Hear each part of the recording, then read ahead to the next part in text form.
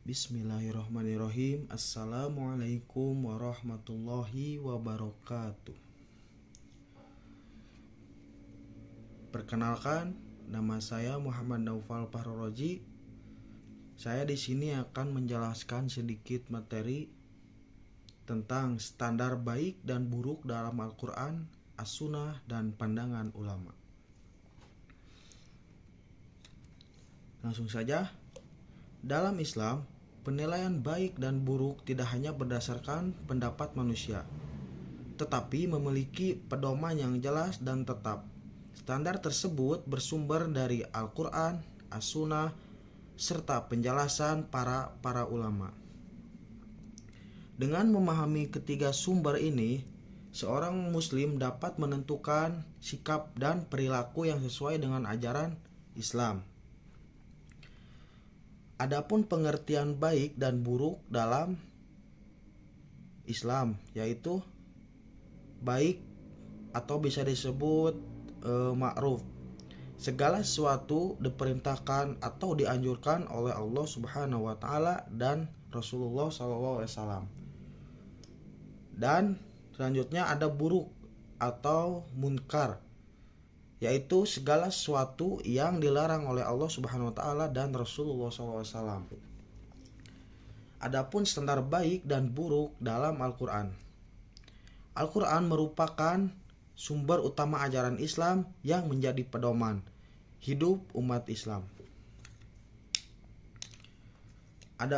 Dan juga ada ciri-ciri standar dalam Al-Qur'an. Yang pertama, bersifat mutlak dan tidak berubah, berlaku sepanjang zaman, menjadi dasar hukum dan zakat.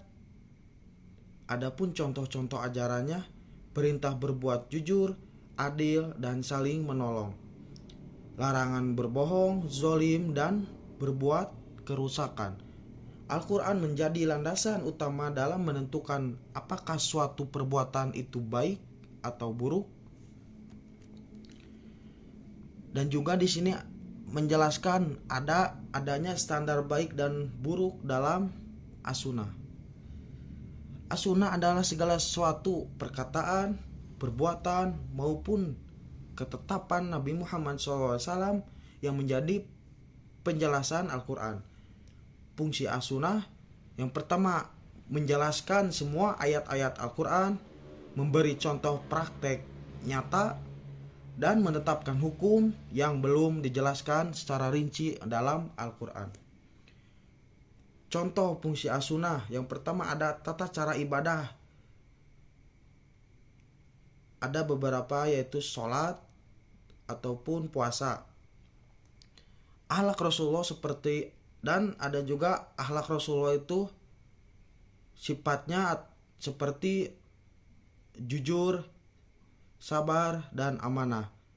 As-Sunnah juga membantu umat Islam memahami dan menerapkan ajaran Al-Quran dalam kehidupan sehari-hari. Dan di sini juga menjelaskan standar baik dan buruk menurut ulama. Ulama adalah para ahli ilmu yang memberikan penjelasan berdasarkan Al-Quran dan As-Sunnah. Di sini juga ulama berperan sebagai menafsirkan Al-Quran dan hadis, menetapkan hukum melalui ijtihad, memberi solusi terhadap masalah baru, dan ada juga metode yang digunakan oleh para ulama tersebut, yaitu ijtihad. Ijtihad adalah orang yang usaha sungguh-sungguh menetapkan hukum. Dan ada juga qiyas. Qiyas itu adalah analogi. Dan di sini juga ada ijma. Ijma adalah kesepakatan para ulama. Pandangan ulama penting terutama dalam menghadapi perkembangan zaman yang tidak secara langsung disebutkan dalam Al-Quran dan As-Sunnah. Contoh penerapan dalam kehidupan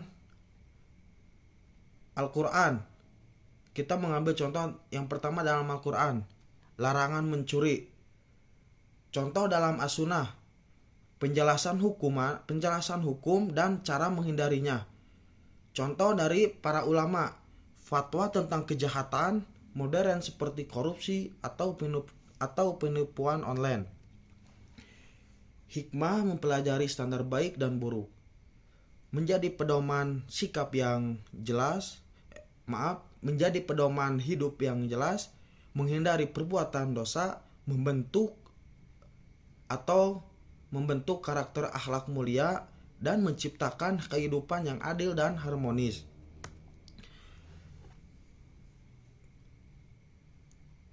Ada juga standar baik dan buruk dalam Islam bersumber dari Al-Quran sebagai pedoman utama, As-Sunnah sebagai penjelas, dan pandangan ulama sebagai penguat serta penyesuai dengan perkembangan zaman.